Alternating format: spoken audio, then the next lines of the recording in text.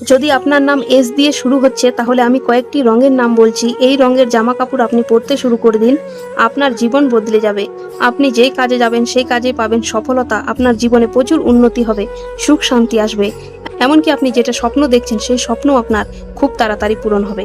আপনার জীবনে দুঃখ কষ্ট দূরে যেতে থাকবে। এর জন্য আপনাকে কমলা রং, লাল রং, সাদা রং, ক্রিম রং অর্থাৎ হালকা ঘিয়া রং অথবা হলুদ রং, এই কয়েকটি রঙের পোশাক আপনি পরুন।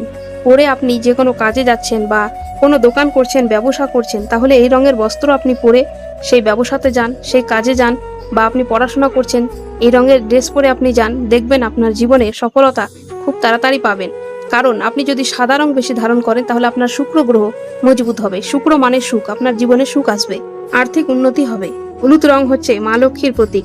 মা লক্ষ্মী আপনার উপর প্রসন্ন হয়ে প্রচুর আপনাকে ধন ঐশ্বর্য, সমাজে মান সম্মান প্রতিষ্ঠান দেবে।